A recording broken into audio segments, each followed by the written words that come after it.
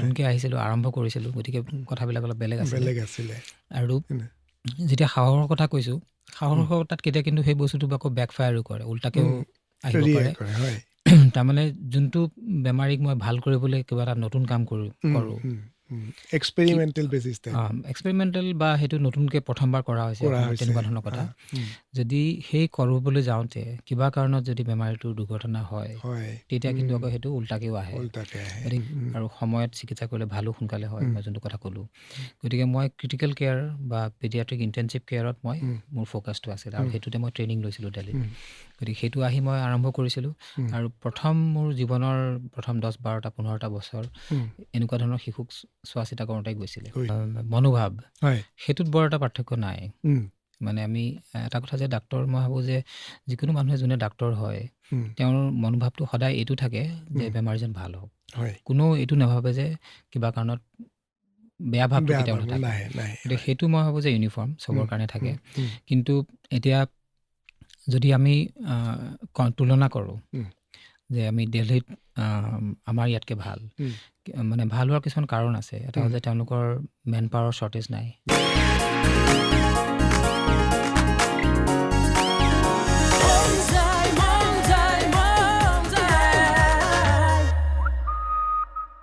নমস্কাৰ। উত্তৰ পূবৰ প্ৰথমটো app based radio' station radio' Monjai অসমৰ আৱেগ। মই দিগন্ত দাস। আজি আমাৰ অনুষ্ঠান শুনা সভাসদৰ অতিথি আমাৰ সকলোৰে পৰিচিত। আৰু এই ক্ষেত্ৰত মই এটা কথা আকৌ অলপমান বেছিকৈ ক'ব খোজোঁ। আচলতে অসমৰ স্বাস্থ্য ক্ষেত্ৰত বা স্বাস্থ্য খণ্ডত যিকেইজন মুষ্টিমেয় চিকিৎসকে আধুনিক চিকিৎসাৰে স্বাস্থ্যখণ্ডক বলিয়ান কৰিছে, মহীয়ান কৰিছে, বিভিন্ন ক্ষেত্ৰত বিভিন্ন কেইজন চিকিৎসক আছে। নিউৰৰ ক্ষেত্ৰত হয়তো আন কোনোবাই নাম ল'ব, চকুৰ ক্ষেত্ৰত হয়তো কোনোবাৰ নাম ল'ব। কিন্তু শিশু চিকিৎসাৰ ক্ষেত্ৰত, বিশেষকৈ আধুনিক চিকিৎসা ক্ষেত্ৰত যিকেইজন মুষ্টিমেয় চিকিৎসকে আমাক এক বিস্তৃত আৰু বহল দৃষ্টিভংগীৰে চিকিৎসা প্ৰদান কৰি আহিছে আৰু এক মহীয়ান কৰি তুলিছে স্বাস্থ্যখণ্ডটোক, তাৰে এগৰাকী চিকিৎসক হৈছে ডাক্তৰ প্ৰাকৃতিশ বৰা। আৰু প্ৰাকৃতিশ বৰাৰ বিষয়ে মই বিশেষকৈ ক'ব গ'লে এটা ধৃষ্টতা কৰা হ'ব মাথোন। আজি মই বিশেষ তেখেতৰ পৰিচয় দাঙি নধৰোঁ। ডাক্তৰ প্ৰাকৃতিশ বৰাক সকলোৱে জানে। আজি আমাৰ অতিথি ডাক্তৰ প্ৰাকৃতিশ বৰা। দাদা, আমাৰ ষ্টুডিঅ'লৈ স্বাগতম। থেংক ইউ, ধন্যবাদ মোক মাতাৰ বাবে। হয় দাদা, প্ৰাকৃতিশৰ লগত আমি বহুত কথা পাতিম, শিশুৰ চিকিৎসাৰ ক্ষেত্ৰতে হওক বা স্বাস্থ্যখণ্ডৰ ক্ষেত্ৰতে হওক।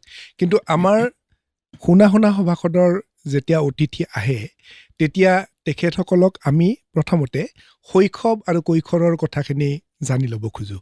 এতিয়া আপোনাৰো শৈশৱ আৰু কৈশোৰৰ কথাখিনি অলপমান জানি লওক। আচলতে অৰিজিনেলি আমি তেজপুৰৰ মানুহ। হয়। কিন্তু চাকৰি সূত্ৰে দেউতাই, মই যেতিয়া জন্ম হৈছিলোঁ ডিব্ৰুগড়ত তেখেতৰ পষ্টিং আছিলে। তেখেত পুলিচ ডিপাৰ্টমেণ্টত কাম কৰিছিলে, পুলিচ অফিচাৰ আছিলে। চ' সেই সূত্ৰে ডিব্ৰুগড়ত থকা অৱস্থাত মোৰ জন্ম হৈছিল। গম পোৱা মতে মই অলপমান হয়তো সময়তকৈ আগত জন্ম হৈছিলোঁ।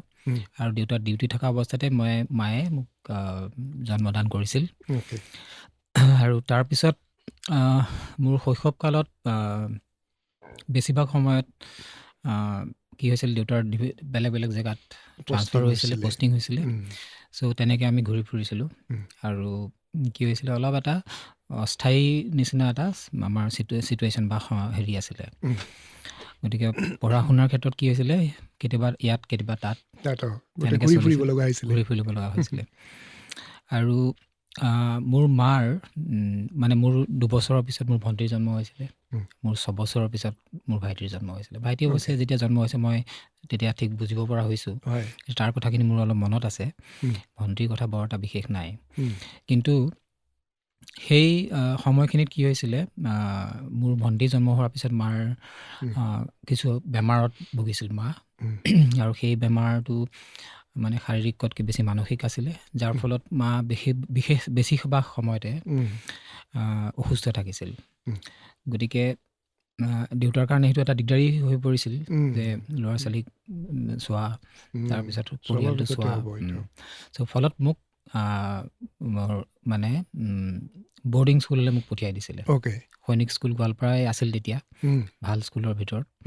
গতিকে মই যেতিয়া সৈনিক স্কুলত জইন কৰিলোঁ, তেতিয়াহে আচলতে মোৰ এটা পঢ়া শুনাৰ ক্ষেত্ৰত প্ৰপাৰ ষ্টেবিলিটি আৰু দিশ তেতিয়াহে আহি পৰিছিল।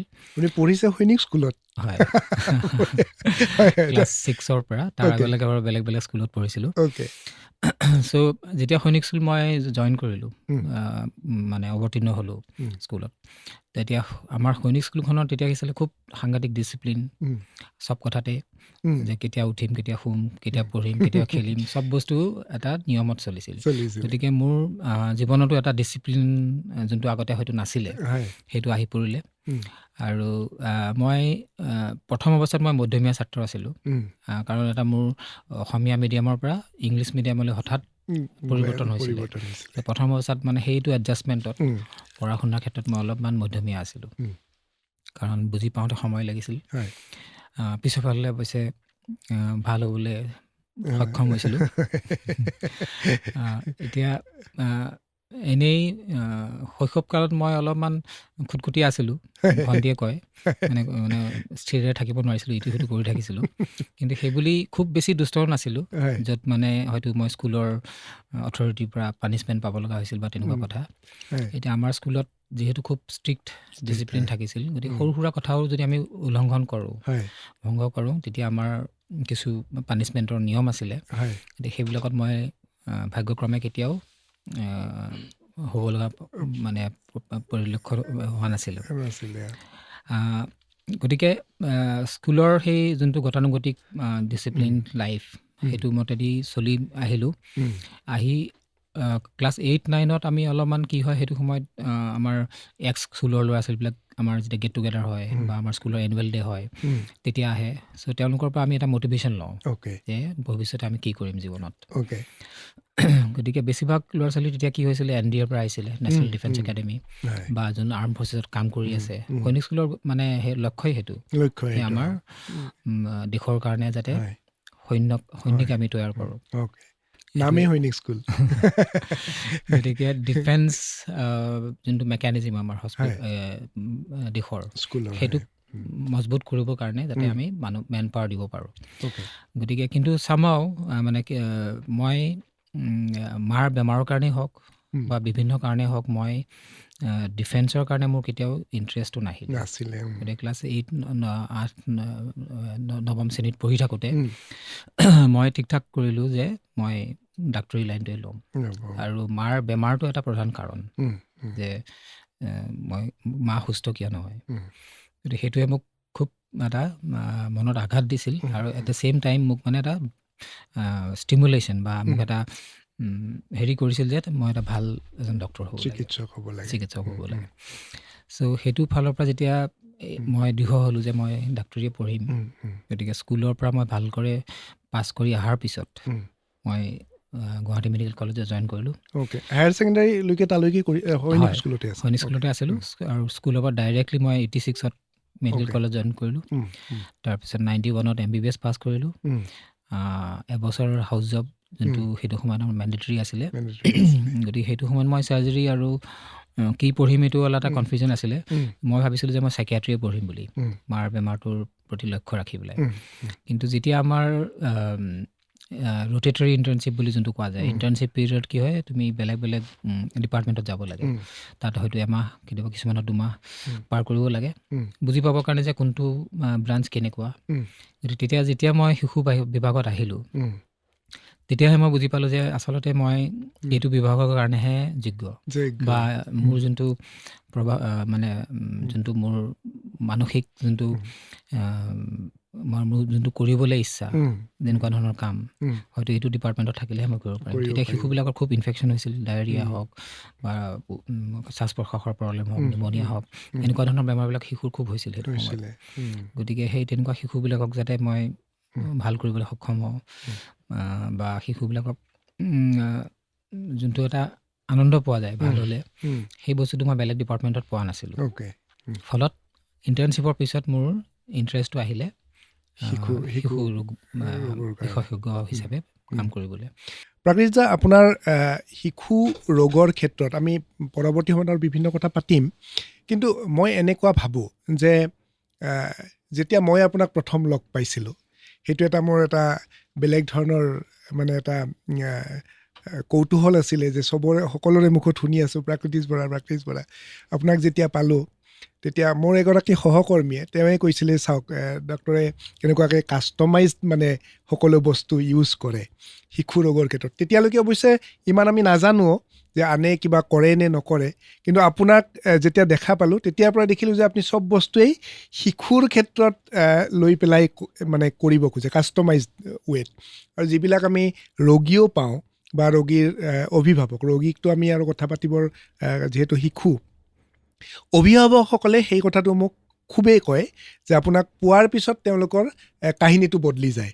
তো এই ক্ষেত্ৰত আপুনি মানে কেনেকৈ এই বস্তুটোৰ প্ৰতি মানে আপুনি ঠিক ঠাক কৰিলে যে এনেকুৱাকৈ কৰিলে শিশুটোৱে ভাল পাব, কেনেকৈ আপোনাৰ মগজুত ঠিক ঠাক কৰিলে? আজিকালি আচলতে মডাৰ্ণ মেডিচিন বহুখিনি সলনি হ'ল।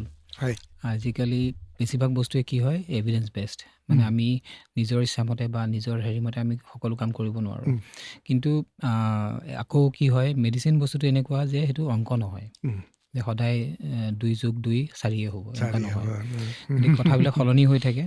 গতিকে এজন বেমাৰীক চিকিৎসা কৰাৰ সময়ত আমাৰ যোনটো ভিতৰৰ যোনটো এটা কি বুলি ক'ম এতিয়া, এটা মানে আমি কিবা এটা ভাবোঁ নহয় জানো চব কথাতে যে এই বেমাৰটো এনেকুৱা হ'ব পাৰে, যোনটো ইংৰাজীত আমি ইনটিউশ্যন বুলি কওঁ। গতিকে সেই বস্তুটো মই ভাবোঁ যে এজন ডাক্তৰৰ কাৰণে খুব জৰুৰী যে কাৰেক্ট ইনটিউশ্যনটো হোৱাটো, যে এই বেমাৰজনৰ আচলতে কি হ'ব পাৰে।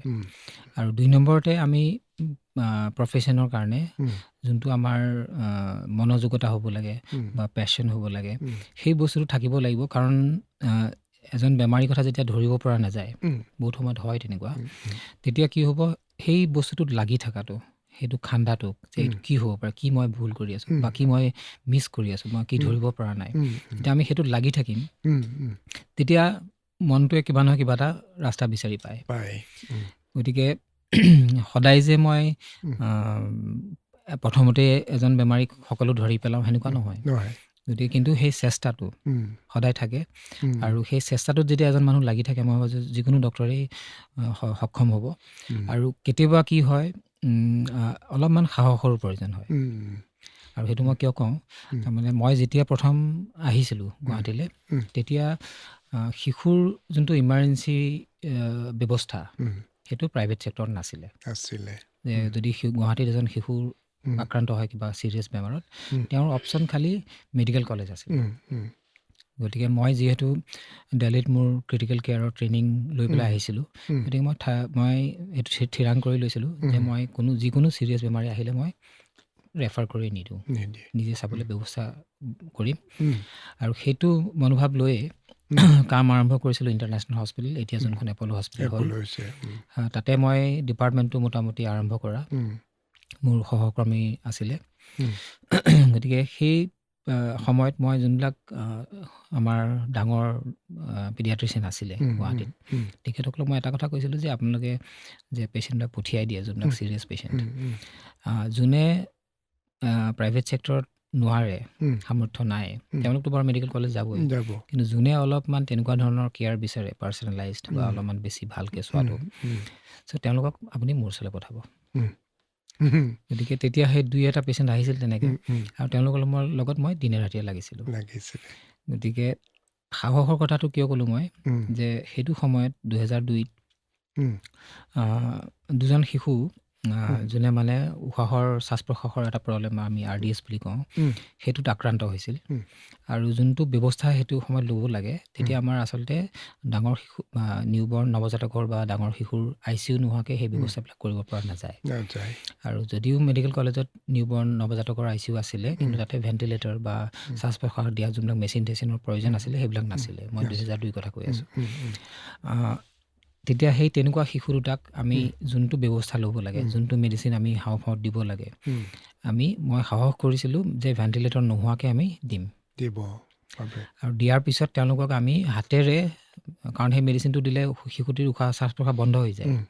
গতিকে আমি শ্বাস প্ৰশ্বাসখিনি দিবৰ কাৰণে হাতেৰে ব্যৱস্থা কৰিছিলোঁ। গতিকে অলমষ্ট 48 ঘণ্টা বা 70 ঘণ্টা আমি শিশুটিৰ লগতে কাষতে আছিলোঁ। কণ্টিনিউৱাছলি আমি লাগি পেলাই লাগি আছিলোঁ। আৰু সেই শিশুটা যেতিয়া বাচি গ'ল, তেতিয়া আমাৰ হস্পিটেলখন হয়তো ভাৰতবৰ্ষৰ ভিতৰতে প্ৰথম এনেকুৱা হস্পিটেল আছিলে যোনে ভেণ্টিলেটৰ নোহোৱাকৈ আমি এনেকুৱা শিশুক বচাব পাৰিছিলোঁ। গতিকে তাৰপিছত আমি ইণ্টাৰনেশ্যনেল হস্পিটেলত প্ৰথম যোনটো শিশুৰ ICU সেইটো খুলিছিলে। গতিকে যোনটো ইমাৰ্জেঞ্চি মেডিচিন বা ক্ৰিটিকেল কেয়াৰ বা যোনটো ছিৰিয়াছ বেমাৰীক চাব পৰা যোনটো ব্যৱস্থা, সেইটো প্ৰথমবাৰৰ কাৰণে আমি নৰ্থ ইষ্টত আৰম্ভ কৰিছিলোঁ। গতিকে কিছুমান ক্ষেত্ৰত অলপ সাহস লাগে, অলপমান কি বুলি কয় সেইটো এটা এক্সট্ৰা আপোনাৰ মানে কৰিব পৰা ক্ষমতা লাগে। আৰু চেষ্টা হ'লে মই ভাবোঁ যে একো কথাই আচলতে হেৰি নাথাকে, পিছপৰি নাথাকে। একদম একেবাৰে সঁচা কথা। মই প্ৰিয় শ্ৰোতা, মই ক'বলৈ ভাল পাওঁ যিকেইজন মুষ্টিমীয় চিকিৎসকৰ প্ৰতি অসমত বিশেষকৈ মোৰ অপৰিসীম শ্ৰদ্ধা আৰু ভক্তি আছে, তাৰে ভিতৰত প্ৰাকৃতিচ দাও এক অন্যতম। এইকাৰণে মই কওঁ যে তেখেতৰ যি আচলতে ট্ৰিটমেণ্ট কৰাৰ পদ্ধতি মই দেখিছোঁ বা মানুহৰ লগত ডিল কৰাৰ যিটো পদ্ধতি, আৰু তেখেতে কৈছে যে তেখেতৰ সাহসৰ কথাটো সঁচাকৈ মানে সেইকাৰণেই চাগে আজি অসম নহয়, উত্তৰ পূব নহয়, সমগ্ৰ ভাৰতবৰ্ষতেই এগৰাকী লেখত ল'বলগীয়া চিকিৎসক হৈছে প্ৰাকৃতিচ দা।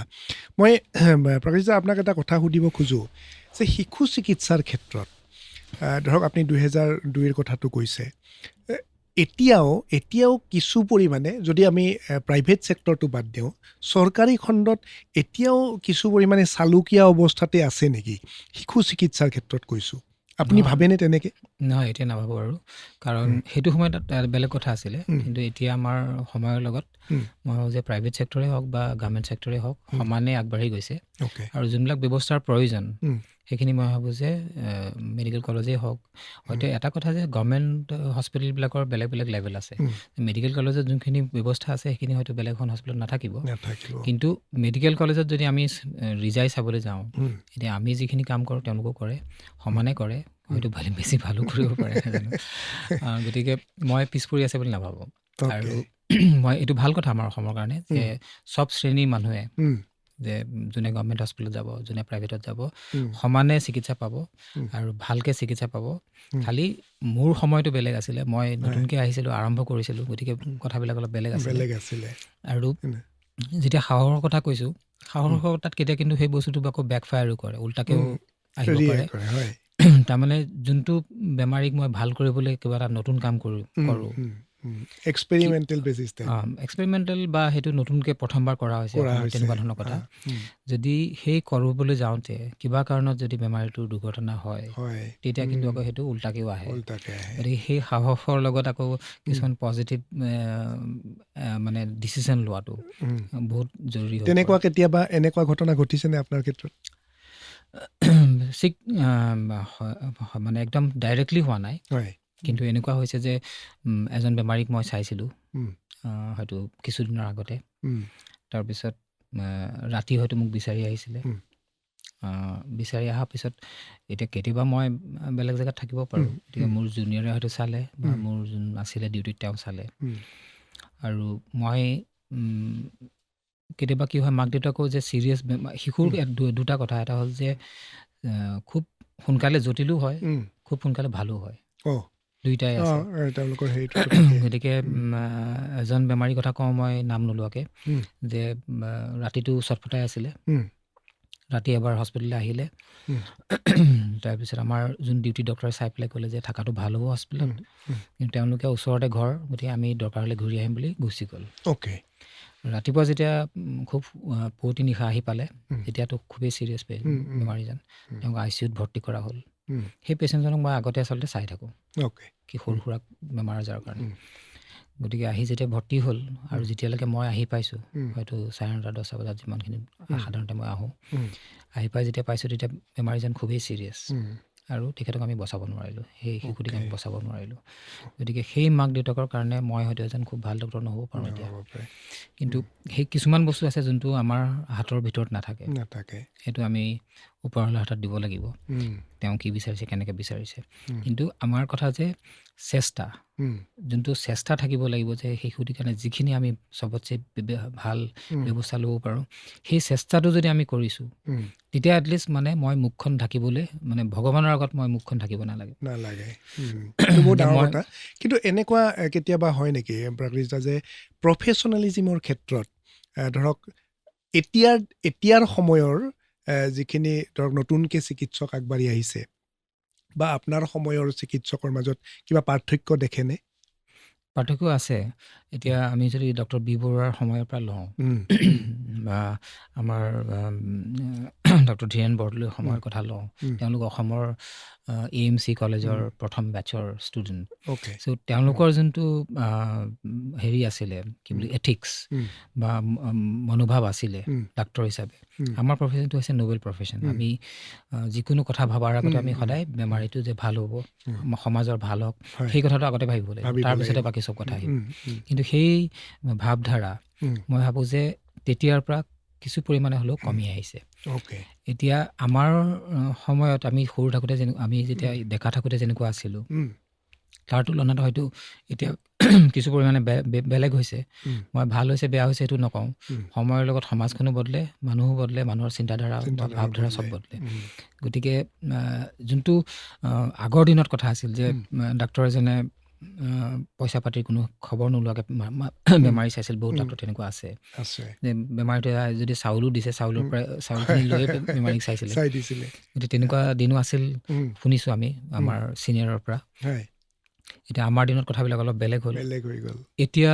আৰু বেলেগ হৈ গ'ল এতিয়া কি হৈছে হেল্থ ছেক্টৰটো খুব মানে স্পেচিয়েলি প্ৰাইভেট ছেক্টৰত ইভেন গভৰ্ণমেণ্ট ছেক্টৰটো টু ছাম এক্সটেণ্ট যে চব বস্তু খুব দামী হৈ পৰিছে তাৰ এটা কাৰণো আছে কাৰণ যোনবিলাক বস্তু আমি ব্যৱহাৰ কৰিব লগা হয় এতিয়া সেইবিলাকৰ খুব মানে উচ্চ দামৰ বস্তু হয় এতিয়া স্পেচিয়েলি কেঞ্চাৰ ট্ৰিটমেণ্ট তাৰ যোনবিলাক এটা ইকুইপমেণ্টৰ বহুত বেছিকৈ দাম স্কেনাৰ হওক বা বিভিন্ন ধৰণৰ যন্ত্ৰ যোনবিলাক এতিয়া ব্যৱহাৰ কৰোঁ আমি সেইবিলাকৰ বহুত দাম গতিকে সেই যে খৰচ পাতিখিনি হয় সেইখিনিৰ যোনটো উপায় সেইটো ব্যৱস্থাখিনি ল'ব লগা হয় কিন্তু এজ এ হ'ল মই ভাবোঁ যে কমাৰ্চিয়েল যোনটো এংগল সেইটো আজিৰ দিনত হয়তো বহুতখিনি বেছি মানে যদি আমি তুলনা কৰোঁ পুৰণা দিনৰ ডাক্তৰী বা মেডিকেল ছায়েন্সৰ লগত আৰু এটা কথা মই খুব মানে ইচ্ছা গৈ থাকে বা মোৰ ক্ষেত্ৰতো মই দেখিছোঁ মোৰ নিজৰ ট্ৰিটমেণ্টৰ ক্ষেত্ৰতো দেখিছোঁ যে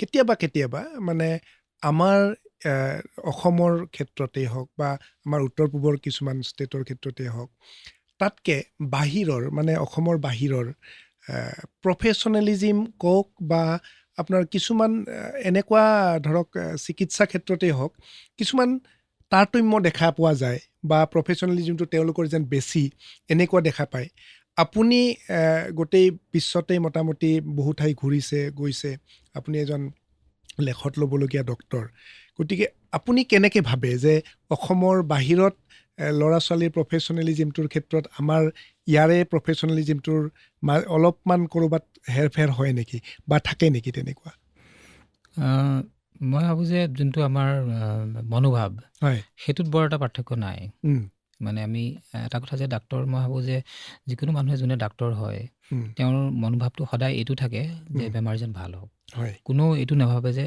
কিবা কাৰণত বেয়া ভাৱটো কেতিয়াও নাথাকে গতিকে সেইটো মই ভাবোঁ যে ইউনিফৰ্ম চবৰ কাৰণে থাকে কিন্তু এতিয়া যদি আমি তুলনা কৰোঁ যে আমি দিল্লীত আমাৰ ইয়াতকৈ ভাল মানে ভাল হোৱাৰ কিছুমান কাৰণ আছে এটা হ'ল যে তেওঁলোকৰ মেন পাৱাৰৰ শ্বৰ্টেজ নাই দিল্লীখন এখন মেট্ৰপলিটান চিটি তাত চব মানুহে চব জেগাৰ পৰা যায় আৰু যেতিয়া ব্ৰেইন ড্ৰেইন হয় মানে আমাৰ মানুহ ভাল মগজু থকা মানুহ বেলেগলৈ যায় তেওঁলোকে সদায় ভাল জেগালৈকে যাব গতিকে তাত যোনবিলাক এজন যোনে ব্ৰেইনী মানুহ বা ভাল মগজু থকা মানুহ তেওঁৰ চিন্তাধাৰা উত্তম হ'ব আমাতকৈ গতিকে সেইটো ফালৰ পৰা তেনেকুৱা ধৰণৰ মানুহ বেছি আছে আৰু যোনবিলাক ছিষ্টেম ক্ৰিয়েট হ'ব লাগে মানে চিকিৎসা ধৰণৰ পদ্ধতি যে আমি সদায় আজিকালি কি হয় প্ৰট'কল বেছ চব বস্তুৰে এটা নিয়ম থাকে গতিকে সেই নিয়মবিলাক ভালকৈ পালন কৰিবলৈ বা উলংঘন যাতে নহয় সেইটো চাবৰ কাৰণে মেন পাৱাৰটো খুব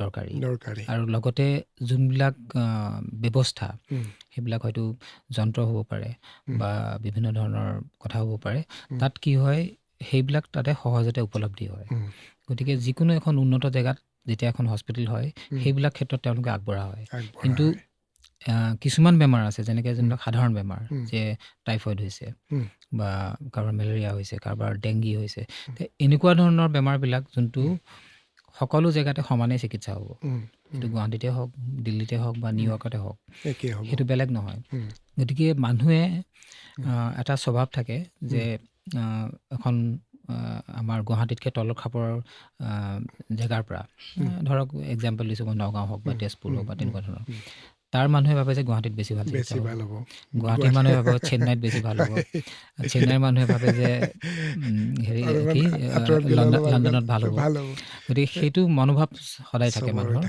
কিন্তু মই ভাবোঁ যে যেতিয়া মানুহ এজন বাহিৰলৈ যায় সদায় সেইটো মানে ভাবি চিন্তি চাব লাগিব যে এইটো বেমাৰৰ চিকিৎসা তাত আচলতে উন্নত হয় নহয় এতিয়া বহুত সময়ত এনেকুৱাও হয় যে এজন বেমাৰী আমাৰ তাৰ পৰা গ'ল যোনটো বেমাৰ আচলতে আমিও ভাল কৰিব পাৰিলোহেঁতেন গৈ পেলাই তেওঁ আমাতকৈ এজন নিম্ন খাকৰ ডক্টৰৰ পৰাই চিকিৎসা ল'ব কিন্তু বাহিৰত ল'লে তেওঁলোকৰ মনটো বেছি ছেটিছফাই হয় আৰু এৱেৰনেছটোৰ ক্ষেত্ৰতো যে আমাৰ মানুহৰ অলপমান এৱেৰনেছটো অলপ কম নেকি আজিকালি আচলতে ইণ্টাৰনেট হোৱাৰ পৰা বহুতখিনি ভাল হৈছে বহুতখিনি মানুহে চিন্তাধাৰা বা ইনফৰমেশ্যনটো সোনকালে পোৱা হৈছে কিন্তু মানুহে যেতিয়া ইণ্টাৰনেটৰ পৰা ইনফৰমেশ্যন লয় তেতিয়া মই এটা কথা খালি চবকে ক'বলৈ বিচাৰিম যে আপোনালোকে যোনবিলাক জেনুইন ইণ্টাৰনেটৰ ছাইট মেডিকেলৰো এতিয়া মানে ইনফৰমেশ্যন ল'বলৈ যিকোনো টাইপ কৰি দিলে ওলাই যায় কিন্তু কোনটো ছাইটৰ পৰা আচলতে আমি ইনফৰমেশ্যনটো ল'ম কোনটো আমি ইগন'ৰ কৰিম সেই বস্তুখিনি আমি জানিব লাগে আপুনি ধৰক প্ৰায় 3টা দশক পাৰ হৈ গ'ল আপোনাৰ চিকিৎসাৰ 91 চনতে যদি আপুনি পাছ কৰি আহিছে সেই সময়ৰ স্বাস্থ্য খণ্ডৰ লগত এতিয়াৰ স্বাস্থ্য খণ্ডৰ আপুনি কেনেকুৱা পাৰ্থক্য দেখা পায় এতিয়া ডাঙৰ এটা পাৰ্থক্য গতিকে আমি যোনটো কওঁ সমাজখন বদলাৰ লগতে বেমাৰ আজাৰবিলাকো সলনি হয় গতিকে মই যে ক'লোঁ মই পেডিয়াট্ৰিক ডিপাৰ্টমেণ্টত ইণ্টাৰ্ণ হৈ পেলাই যাওঁতে তেতিয়া আমাৰ কি হৈছিলে বিচনাত পেচেণ্ট নধৰে গতিকে আমি মাটিটো ৰাখিব লগা আৰু ইনফেকশ্যনৰ পৰিমাণ ইমানেই বেছি আছিলে যে তাৰ বাহিৰে বেলেগ বেমাৰৰ কথা আমি চিন্তাই কৰিব নোৱাৰিছিলোঁ যে হয়তো পেটৰ ইনফেকশ্যন নিমনিয়া বিভিন্ন ধৰণৰ এনেকুৱা ধৰণৰ ইনফেকশ্যনবিলাকেই মানে আমাৰ গোটেই ৱাৰ্ডটো ভৰি থাকিছিলে কিন্তু এতিয়া কি হৈছে গোটেই স্পেক্ট্ৰামটো লাহে লাহে যেতিয়া আমাৰ মানুহবিলাক উন্নত হৈছে ভাৰতবৰ্ষখনৰ আগৰ ডেভেলপড হোৱাৰ মানে ৰাস্তাত আছে গতিকে আমাৰ সেই যোনবিলাক পৰিষ্কাৰ পৰিচ্ছন্নতা নোহোৱাৰ ফলত যোনবিলাক বেমাৰ আজাৰ হৈছিলে যে খুব বেছি পেলু হোৱা পেটত বা এনেকুৱা ধৰণৰ ইনফেকশ্যনবিলাক হোৱা সেইবিলাক কিছু মানে বহুখিনি মই ভাবোঁ যে হ্ৰাস পাইছে বা কমি গৈছে আৰু গভৰ্ণমেণ্টৰ কিছুমান পলিচি যেনেকৈ চবকে পেলুৰ দৰৱ সময়ত খোৱা তাৰপিছত ভেকচিনবিলাক বেমাৰ নিয়ন্ত্ৰণ কৰিবলৈ ভেকচিনবিলাক দিয়া গতিকে এই বিভিন্ন কাৰণ পলিঅ'টো ইৰাডিকেট নাইকিয়া হৈ গ'ল গতিকে এই বেমাৰবিলাক যিমানেই ইনফেকশ্যনবিলাক কমি গৈছে আমাৰ লাইফষ্টাইল বেমাৰবিলাক যোনবিলাক বেমাৰ আমাৰ জীৱনটো আমি ভালদৰে পালন নকৰাৰ বাবে হয়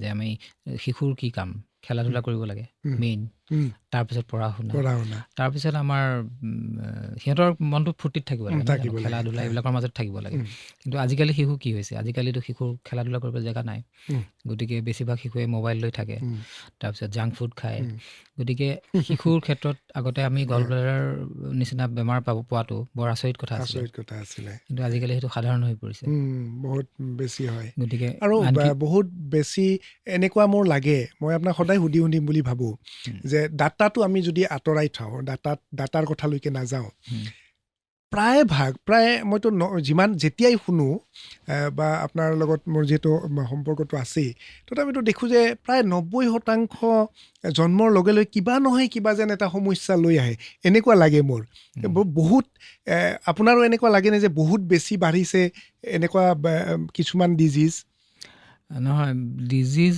কিছুমান বাঢ়িছে মই সেইটো আহিম কিন্তু কিছুমান কি হৈছে বেছিকৈ ধৰা পৰিছে আগতে যোনটো ধৰা নপৰিছিলে সেইটো ধৰা পৰিছে আৰু ছেকেণ্ড কথা হৈছে যে আমি কথাবিলাক অহু কাণে পহু কাণে শুনো ইজনৰ পৰা সিজনৰ পৰা। গতিকে সেইটো কি হয়, এতিয়া আমাৰ যে তুমি যোনটো কথা ক'লা যে ইণ্টাৰনেটৰ কাৰণে আমি বহুত কথা জনা হৈছে। গতিকে বেমাৰবিলাক সাধাৰণ মানুহ গম পোৱা হৈছে যে এইটো বেমাৰ। আগতে শিশুৰ জণ্ডিছৰ কথা বহুত মানে গম নাপাইছিলে। এতিয়া জন্ম হোৱাৰ লগে লগে শিশুৰ নৰ্মেলি ফিজিঅলজিকেল জণ্ডিছ চবৰে হয়, সেই কথাটো বহুতে নাজানি কৈ দিব যে জণ্ডিছ হৈছে। গতিকে আমি ভাবোঁ যে এতিয়া জণ্ডিছ বাঢ়ি গৈছে। জণ্ডিছ আচলতে বাঢ়া নাই, কমিছেহে। কিন্তু আমি কথা বতৰা পতাটো বেছি হৈছে, সেইকাৰণে মানুহৰ মাজত যোনটো এৱেৰনেছ বা গম পোৱা কথাটো বাঢ়িছে। গতিকে সেইকাৰণে জেনেৰেল পপুলেশ্যনে ভাবে যে আগতকৈ বেছিভাগ শিশুৰে কিবা নহয় কিবা এটা অসুবিধা হয়। কথাটো তেনেকুৱা নহয়, কিন্তু যোনবিলাক কথা আমি আগতে ইগন'ৰ কৰিছিলোঁ বা ইমান এটা গুৰুত্ব নিদিছিলোঁ, সেই বস্তুবিলাকে বেছিকৈ গুৰুত্ব পায়।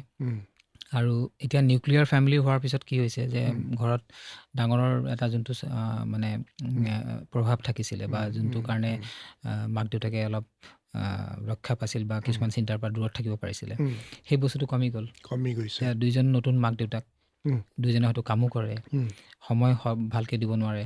গতিকে সৰু সৰু কথা যে শিশুৱে কেতিয়াবা খাই পেলাই বমি কৰাটো নৰ্মেল কথা, কিন্তু আজিকালি পেৰেণ্টছৰ কাৰণে নহয়। এবাৰ বমি কৰিলেও ডাক্তৰৰ ওচৰত যাব। গতিকে সেই বস্তুবিলাকৰ কাৰণে কি হৈছে, কিছুমান বস্তু আমি বেছিকৈ ভাবোঁ বা বেছিকৈ চিন্তা কৰোঁ।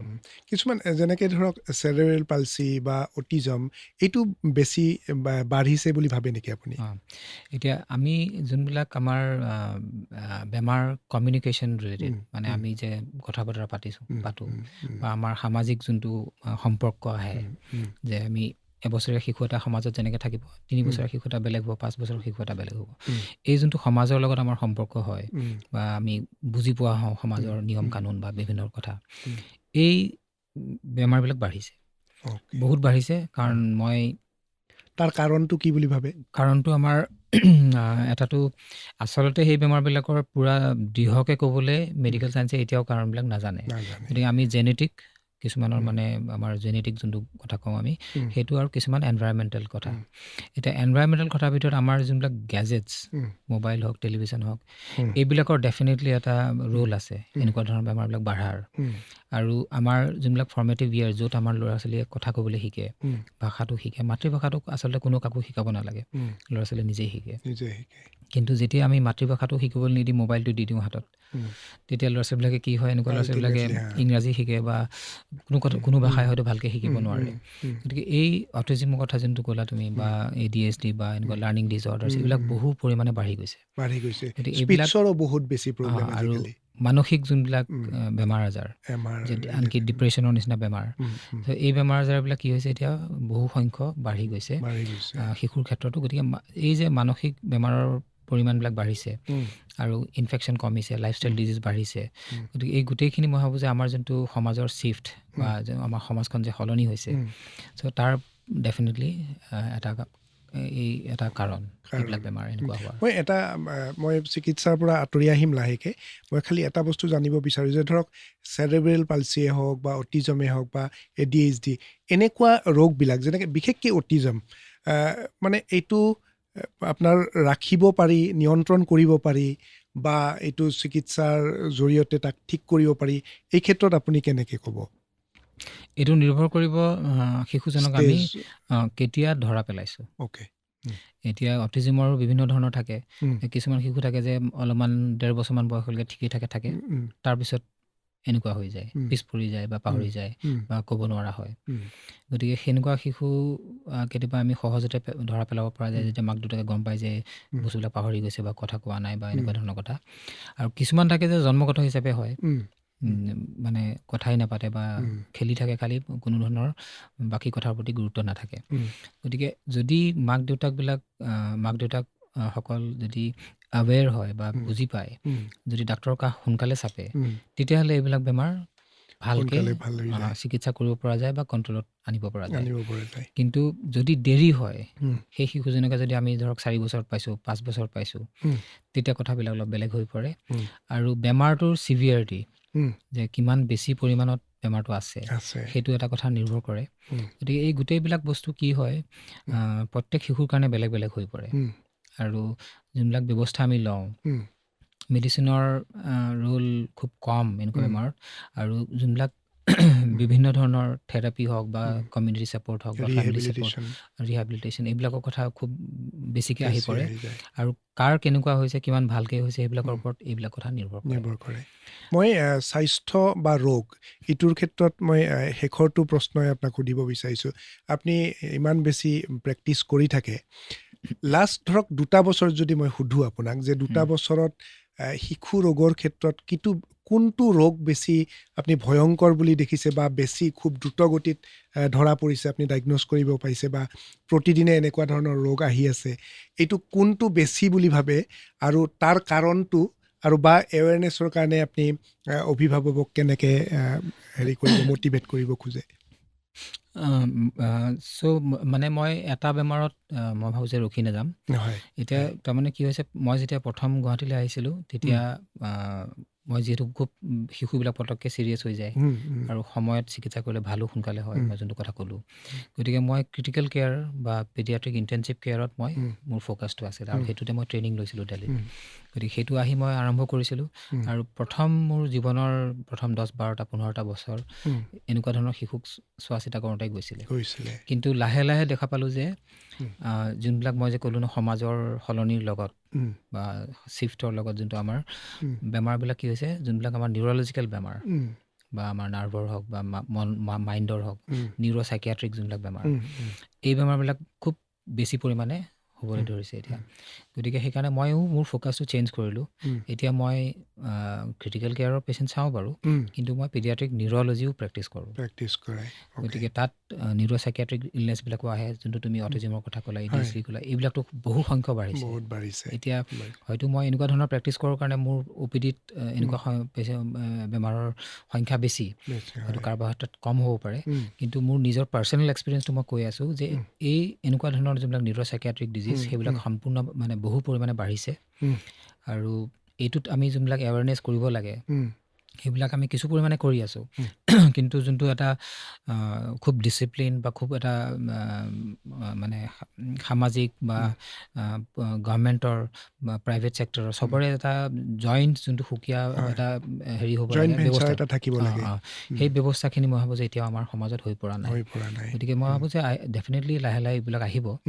আৰু ইয়াৰ লগতে যোনবিলাক আমাৰ লাইফষ্টাইল বেমাৰ, এতিয়া আমি যে শিশুৰ খেলা ধূলাৰ প্ৰতি আমি কোনো গুৰুত্ব নিদিওঁ। গতিকে যে তেওঁলোকে পঢ়িব লাগে, টিউশ্যন কৰিব লাগে, সেইবিলাকত মাক দেউতাকৰ বেছি ফ'কাছ। কিন্তু এঘণ্টা যে শাৰীৰিক পৰিশ্ৰম, আগতে আমি ধৰক স্কুলতে এখন ফিল্ড আছিলে, ফিল্ডত আমি খেলিছিলোঁ। ধৰক আমিতো সকলোৱে কৰিছোঁ, সাঁতুৰিছোঁ, নাদৌৰিছোঁ, খেতি পথাৰত গৈছোঁ। আজিকালিতো এইবিলাকৰ কথাই নাহে। মানে শাৰীৰিক যোনটো পৰিশ্ৰম আছিলে সেই বস্তুটো একেবাৰে সমূলি নাইকিয়া হৈছে আৰু সেইটো বেছিকৈ আমাৰ চহৰবিলাকত। গতিকে এই বস্তুটোৰ প্ৰতি আমি মাক দেউতাকৰ এৱাৰনেছ আনা বা আমি সমাজৰ মানুহ হিচাপে আমি কি কৰিব পাৰোঁ, যে খেলপথাৰবিলাক কেনেকৈ আমি ঠিক কৰিব পাৰোঁ বা শিশুৱে যাতে সহজতে এনেকুৱা ব্যৱস্থা ল'ব পাৰে, সেই কথাবিলাকৰ ওপৰত আমি গুৰুত্ব দিব লাগিব। নহ'লে কি হ'ব, যোনবিলাক লাইফষ্টাইল বেমাৰ, ব্লাড প্ৰেছাৰ হওক, ডায়েবেটিছ হওক, গল ব্লাডাৰ হওক, এনেকুৱা ধৰণৰ বস্তুবিলাক শিশুৰ ক্ষেত্ৰতেই বহু বেছি পৰিমাণে আহি যায়।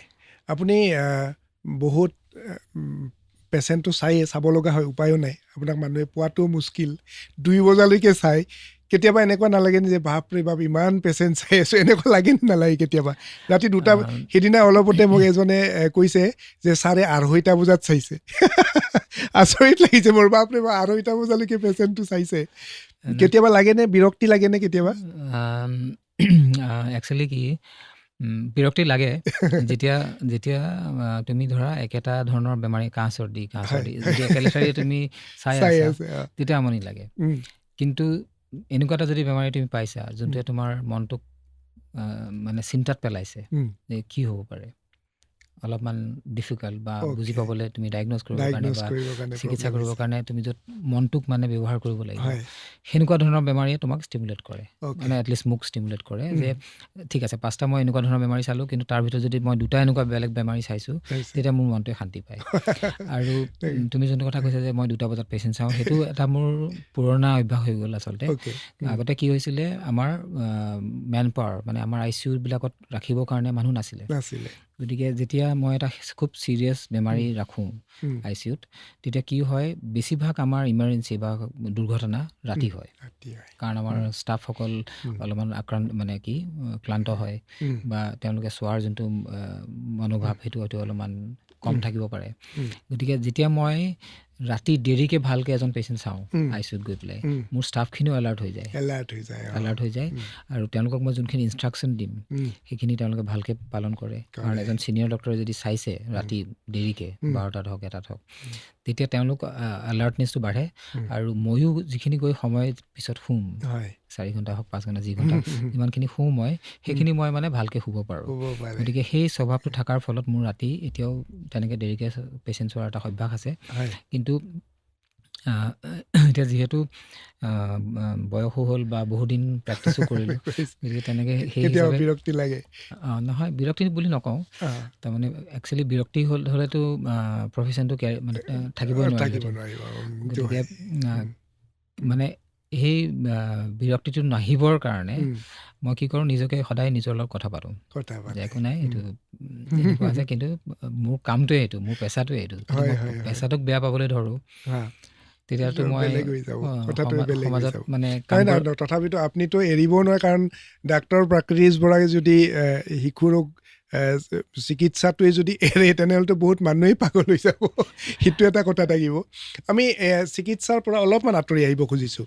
আপুনি এটা ৰাজনৈতিক পৰিয়ালৰ জোৱাই, আৰু ৰাজনৈতিক পৰিয়ালো এনেকুৱা ৰাজনৈতিক পৰিয়াল যিয়ে অসমখন মোটামুটি সৃষ্টি কৰিছে, মানে ভাল এটা সুনামৰ দিশত বা ভাল দিশত।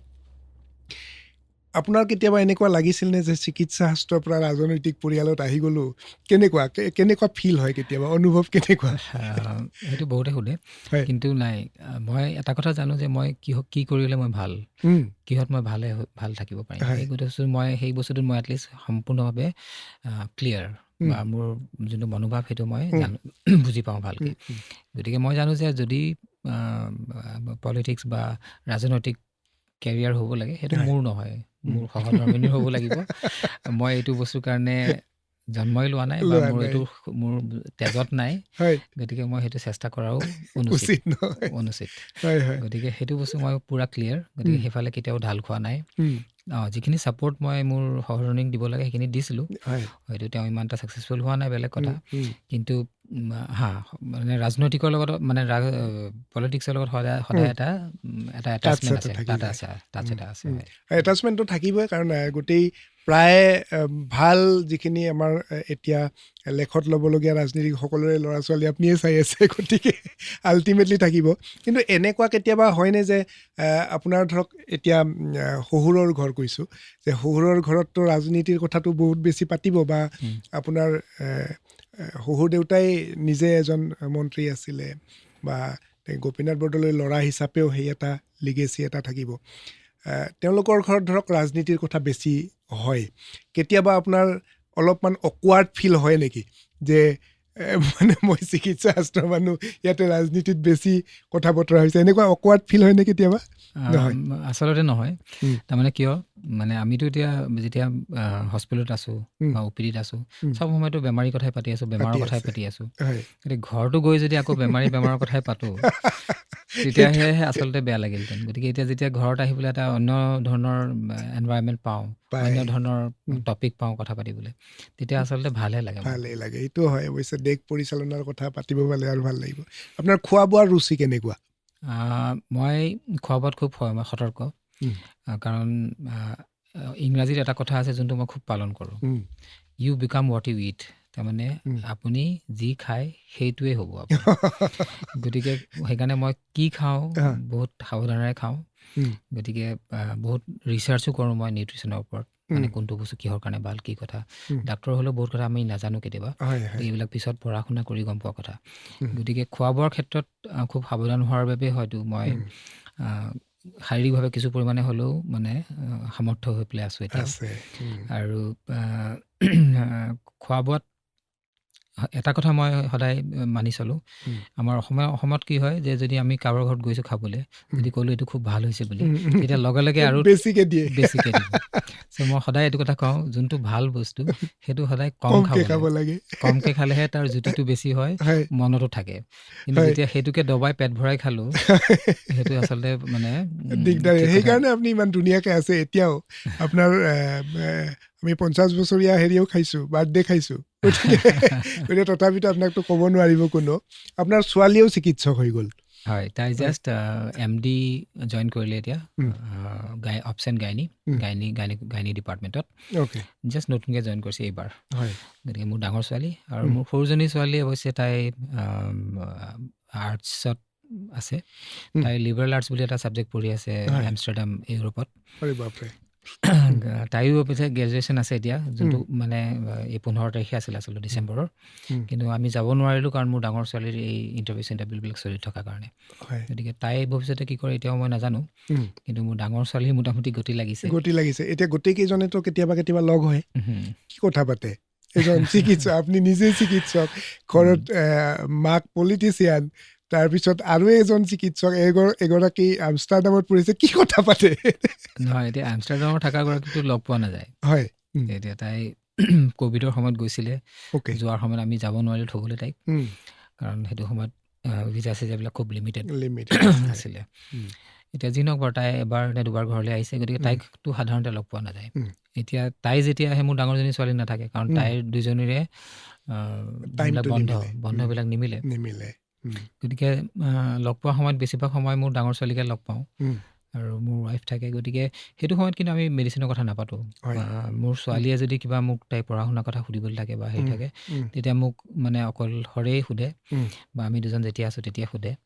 গতিকে যাতে মাকক যাতে বৰ নকৰে। আৰু ছোৱালী আচলতে আপোনাৰ নিচিনা দেউতাক পাইছে আৰু কি লাগে। গতিকে তাইৰ কাৰণে বহুত সুবিধাই হ'ব। নহয়, কিন্তু আজিকালি কথা হ'ল যে এডুকেশ্যন চিষ্টেমটো আমাৰ সময়ত যেনেকুৱা আছিলে তাতকৈ বহু বদলিলে। এটা আভাস দিব পাৰোঁ, ডেফিনেটলি সেইটো পাৰিম, কিন্তু একদম পঢ়া শুনা নীতি-কৃতিখিনি একদম ভিতৰুৱাকৈ যোনখিনি ভালকৈ পঢ়া শুনা দেখুৱাই দিব লাগে, সেইটো আজিকালি আচলতে বেলেগ হোৱাৰ ফলত মানে কিছু পৰিমাণে আমাৰ কাৰণে দিগদাৰী হয়। কিন্তু আমি ডেফিনেটলি গাইডেঞ্চটো দিব পাৰোঁ, এনেকৈ কৰা এনেকৈ কৰা। এতিয়া অভাৰঅল যোনটো গাইডেঞ্চ বুলি কয় সেইটো আমি ডেফিনেটলি দিব পাৰোঁ। আমি শেষৰ ফালে আহিছোঁ। মই খালি দুটা প্ৰশ্ন মোৰ এতিয়া কৰিব, মানে আহ্বানৰ নিচিনা আচলতে। আপোনাক যদি মই কওঁ যে এতিয়া যিহেতু কিছুমান আমি কথাই পাতিছিলোঁ যে কিছুমান ৰোগ বেছি হৈছে বা কিছুমান ডায়েগন'জ বেছি হৈ আছে, সেইসকল অভিভাৱকক বা পিতৃ মাতৃৰ প্ৰতি আপুনি কেনেধৰণৰ এটা আহ্বান জনাব খুজিব যে ৰোগটোৰ ক্ষেত্ৰত কেনেকৈ তেওঁলোকে আগবাঢ়িব লাগে, বা খোৱা লোৱাৰ ক্ষেত্ৰত, যে শিশু এটা খোৱা লোৱাৰ ক্ষেত্ৰত আপুনি সেইটো কেনেকুৱাকৈ আপুনি বুজাব বিচাৰিব? এতিয়া যোনটো মই গুৱাহাটীত দেখি আহিছোঁ, কি হয় যে মাক দেউতাকৰবিলাকৰ লৰালৰি, গতিকে তেওঁলোকৰ কি হয় এটা গিল্ট ফিলিং থাকে যে শিশুটিক যোনখিনি সময় তেওঁলোকে দিব পাৰিব লাগিছিল সেইখিনি দিব পৰা নাই, বা চোৱা চিতা কৰিব লাগিছিল সেইখিনি পৰা নাই। গতিকে সেই গিল্ট ফিলিঙত কি হয়, তেওঁলোকে যোনখিনি সময় পায় সেইখিনিত অ'ভাৰ ইণ্টেলিজেঞ্চ, মানে দৰকাৰতকৈ বেছি কৰিবলৈ যায়, যোনটো আচলতে সক্ষম নহয় তেওঁলোক। গতিকে সেই কৰিবলৈ যাওঁতে কিছুমান তেওঁলোকে সৰু সুৰা ভুল কৰে। যেনেকৈ শিশুটিক যেনেকৈ আমি মৰম কৰিম, ঠিক তেনেকৈ আমি শিশুটিক ভাল কথাবিলাক শিকাবও জানিব লাগিব, বা তাহাঁতক কিছু পৰিমাণে শাসন লাগিব যাতে সিহঁতে শুদ্ধ কথাবিলাক শিকে।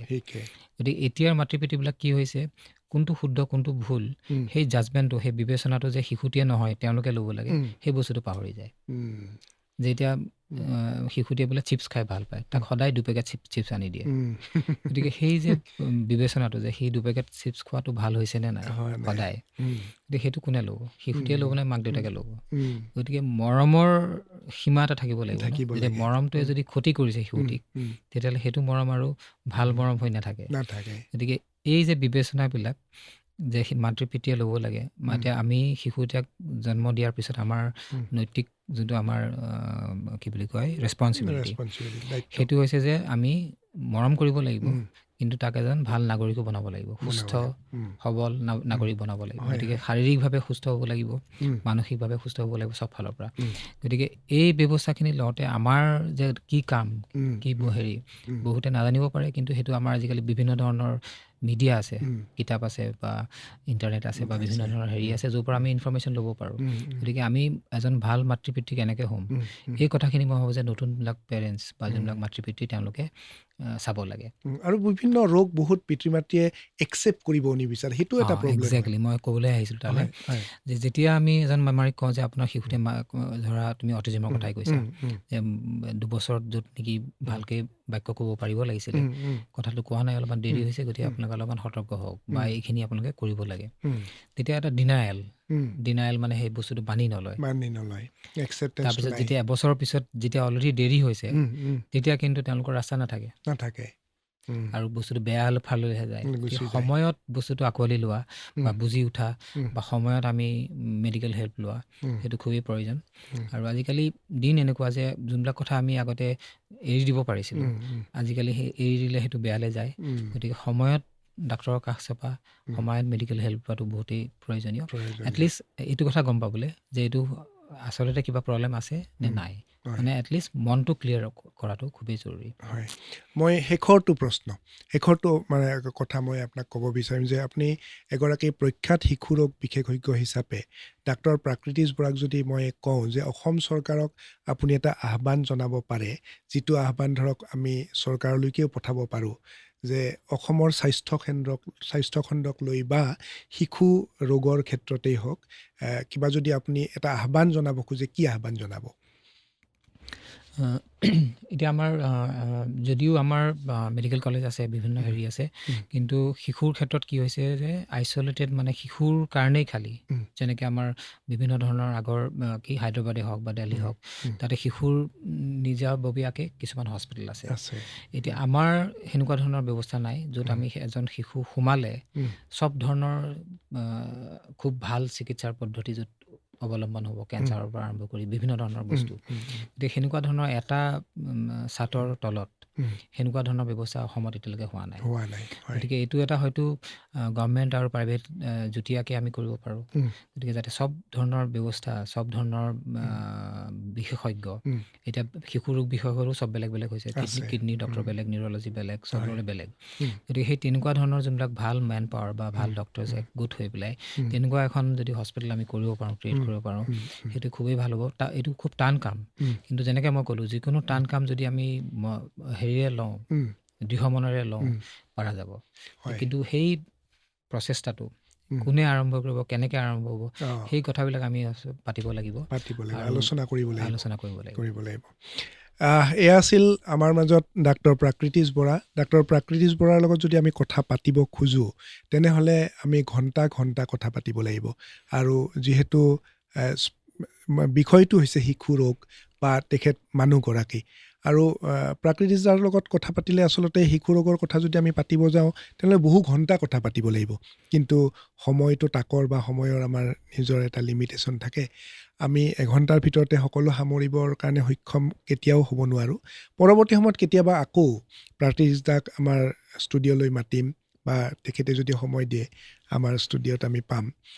আজিলৈ আপোনাক ইমানতেই সামৰণি মাৰিব খুজিছে। আপুনি শেষত কি ক'ব? এইটো আপোনাক ক'ব খোজোঁ যে উত্তৰ পূবৰ প্ৰথমটো এপ বেছড ৰেডিঅ' ষ্টেচন এইটো। যিকোনো মানুহে এপটো পৃথিৱীৰ যিকোনো প্ৰান্তত থাকিলেও শুনিব পাৰিব। আপোনাৰ আহি কেনেকুৱা লাগিলে সেইটো এটা আপুনি ক'ব পাৰে। আৰু শেষত ধৰক আপোনাক আমি সামৰণিৰ ফালে গৈছোঁ, যে আপোনাৰ সামৰণিত ক'বলগীয়া কি থাকিব? সামৰণিত কৰিবলগীয়া এইটোৱে আছে যে আজি মোৰ যোনটো এক্সপিৰিয়েঞ্চ হ'ল সেইটো খুব সুকীয়া, আৰু তাৰ বাবে তোমাক বহুত ধন্যবাদ। আৰু তোমাক এজন এনেকুৱা ধৰণৰ মানুহ হিচাপে জানো মই, যোনে জীৱনৰ লগত ইমান এটা ডাঙৰ চেলেঞ্জ আৰু যোনটো ফিজিকেল তোমাৰ হেৰি, তুমি সেইটো পাৰ কৰি পেলাই তুমি আজি মোৰ লগত ষ্টুডিঅ'ত বহি আছা, সেইটো মই ভাবোঁ যে খুবেই ডাঙৰ এটা জ্বলন্ত এক্সাম্পল, যেনে মানুহৰ সাহস বা দৃঢ়তা কেনেকুৱা হ'ব পাৰে। আৰু তোমাৰ এইটো যোনটো চেনেল, এইটো মই ভাবোঁ যে মোৰ কাৰণে এইটো প্ৰথম এক্সপিৰিয়েঞ্চ বা সুকীয়া এটা হেৰি অনুভৱ, খুব ভাল লাগিলে। আৰু যেনেকৈ কৈছা কথা পাতিবলৈ বহুত আছে, কিন্তু সময়ৰ নাটনি, গতিকে ডেফিনেটলি যদি বিচাৰে আকৌ আহিম। আৰু আজি মোৰ ইয়াতে থাকি খুব ভাল লাগিছে, আৰু তাৰ বাবে বহুত ধন্যবাদ। বহুত ধন্যবাদ দাদা, বহুত ধন্যবাদ।